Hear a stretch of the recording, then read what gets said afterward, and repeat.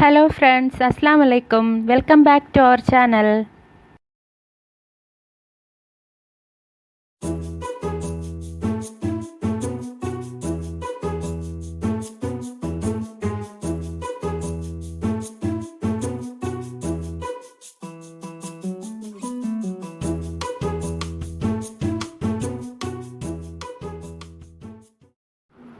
Passion fruit വെച്ചിട്ട് വ്യത്യസ്തമായ 3 വിഭവം നമുക്കിന്ന് ഉണ്ടാക്കാമേ.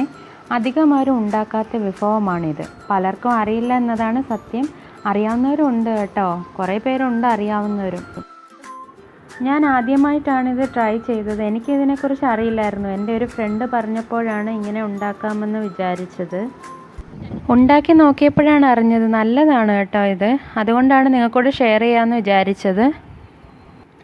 2 പാഷൻ ഫ്രൂട്ടിൻ്റെ പൾപ്പ് വെച്ചിട്ടാണ് ഞാൻ ഈ ഒരു അച്ചാർ തയ്യാറാക്കുന്നത്. നിങ്ങളുടെ കയ്യിൽ കൂടുതലുണ്ടെന്നുണ്ടെങ്കിൽ അങ്ങനെ തന്നെ കൂടുതൽ എടുത്തോളൂ. നമുക്കിനി ഈ അച്ചാർ ഉണ്ടാക്കാൻ വേണ്ട ഇൻഗ്രീഡിയൻസ് എന്തൊക്കെയാണെന്ന് നോക്കാം. ഒരു 4-5 കഷ്ണം വെളുത്തുള്ളി, ഒരു ചെറിയ കഷ്ണം ഇഞ്ചി, പിന്നെ കാന്താരിമുളക്.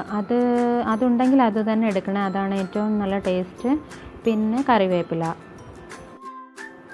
കടുക്, ഉലുവ, കുറച്ച് മഞ്ഞൾപ്പൊടി, പിന്നെ 2 ടൈപ്പിലുള്ള മുളക് പൊടി. അതൊന്ന് ക്രഷ്ഡ് ചില്ലിയാണ്. വിനീഗർ, കടുകെണ്ണ. ഇത്രയുമാണ് നമുക്ക് വേണ്ട ഇൻഗ്രീഡിയൻസ്.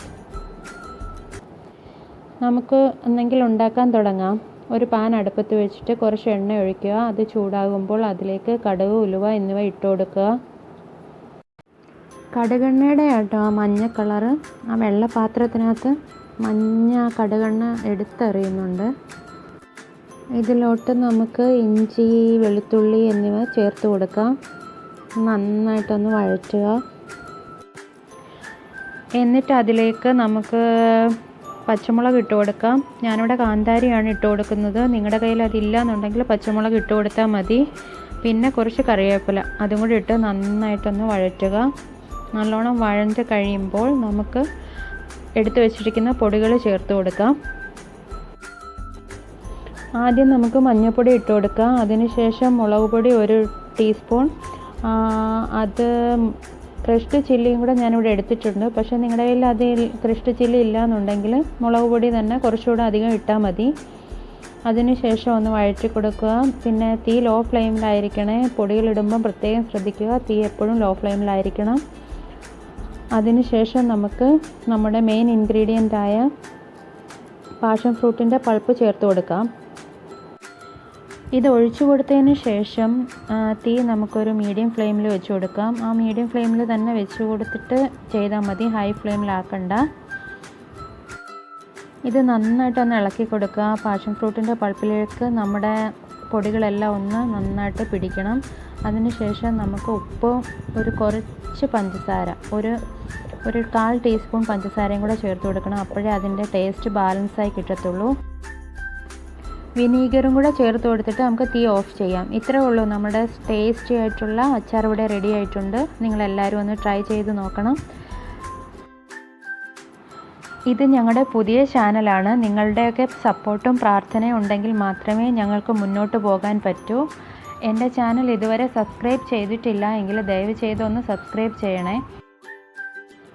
ആ ബെല്ലൈക്കണും കൂടെ ഒന്ന് പ്രസ് ചെയ്തേക്കണേ, എന്നാലേ ഞാനിടുന്ന പുതിയ വീഡിയോസിൻ്റെ നോട്ടിഫിക്കേഷൻ നിങ്ങൾക്ക് കിട്ടുകയുള്ളൂ. ഇനി നമുക്ക് സെക്കൻഡ് ഡിഷ് നോക്കാം എങ്ങനെയാണ് ഉണ്ടാക്കുന്നതെന്ന്. ഒരു പാഷൻ ഫ്രൂട്ടിൻ്റെ പകുതിയാണ് എടുത്തേക്കുന്നത്. അതിൻ്റെ തോലും കൂടെ കട്ട് ചെയ്തെടുക്കണം. പിന്നെ നമുക്ക് വേണ്ടത് തേങ്ങ, പകുതി മുറി തേങ്ങ, പിന്നെ ഒരു ചെറിയ കഷ്ണം ഇഞ്ചി, പിന്നെ കൊച്ചുള്ളി 4-5 എണ്ണം, കറി ലീവ്സ്, പിന്നെ പച്ചമുളക്, കുറച്ച് ഉപ്പ്. നമുക്കിതെല്ലാം കൂടെ ഒന്ന് അരച്ചെടുക്കാം. ആദ്യം തേങ്ങ ഇടുന്നതിന് മുമ്പായിട്ട് ബാക്കി ചേരുവകളെല്ലാം കൂടെ അരച്ചെടുക്കണം, എന്നാലേ നന്നായിട്ട് അരഞ്ഞു കിട്ടത്തുള്ളൂ. അത് അരച്ചെടുത്തതിന് ശേഷം മാത്രം തേങ്ങ ഇട്ട് കൊടുക്കുക. നമ്മുടെ പാഷൻ ഫ്രൂട്ടിൻ്റെ തൊലിക്ക് കുറച്ച് കട്ടിയുള്ളത് കൊണ്ട് അത് അരഞ്ഞു കിട്ടാൻ പാടായിരിക്കും. അതുകൊണ്ട് ഇതിൻ്റെ കൂടെ തന്നെ പാഷൻ ഫ്രൂട്ടിൻ്റെ തൊലിയും കൂടി ഇട്ട്